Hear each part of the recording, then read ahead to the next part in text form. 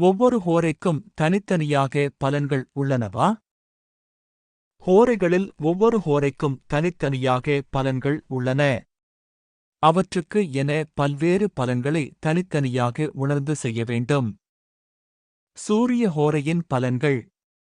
சூரிய ஹோரை அசுப ஓரை என்றும் பாபகரகமான சூரியனின் ஆதிக்கம் உள்ள காலம் என்றும் கூறப்பட்டுள்ளதால் அந்த ஹோரை உள்ள காலகட்டங்களில் சுபகாரியங்கள் செய்வதை தவிர்க்க வேண்டும். செவ்வாய் ஹோரையின் பலன்கள். ஹோரைகளிலேயே மிகவும் மோசமான பலன்களை பாபகரகமான செவ்வாயின் ஹோரை தருவதாக பயமுறுத்தி கூறப்பட்டுள்ளது.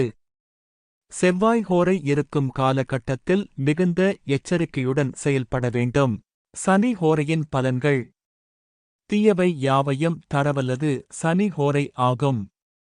பாவங்கள் செய்பவரை தண்டிப்பதற்காகவே படைக்கப்பட்டுள்ள சனீஸ்வரன் தண்டகாரகன் ஆவார்.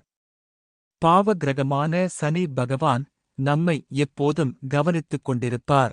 சுக்கிர ஹோரையின் பலன்கள். சுபங்கள் யாவையும் தரவல்லது ஆகும். புண்ணியங்கள் செய்தவரை வாழ வைத்து சுகமளித்து இன்பம் தரக்கூடியவர் சுக்கிரன் ஆவார். சுபகிரகமான சுக்கிரன் நமக்கு நல்லன எல்லாம் தருவதற்காக காத்துக் கொண்டிருப்பார். புதன் ஹோரையின் பலன்கள். பூர்வ புண்ணியங்கள் நன்கு செய்து புகழுடன் வாழ விரும்புகின்ற மனிதர்களை கல்வியால் மேன்மைகள் பெற செய்கின்ற புதனின் ஹோரை காலம் கிடைப்பது அரிதாகும். சுபகாரியமான புதன் நமக்கு நல்லன எல்லாமும் தருவார். சந்திர ஹோரையின் பலன்கள். வளர்ப்பிறை சந்திரன் சுபர் என்றும் தேய்பிறை சந்திரன் அசுபர் என்றும் கூறுவர். மனதுக்கு காரகன் ஆதலால் சந்திரஹோரையில் புத்தியை பயன்படுத்த வேண்டும். சந்திரஹோரையில் உடல் சம்பந்தமான நல்ல காரியங்களை செய்யலாம். குரு ஹோரையின் பலன்கள்.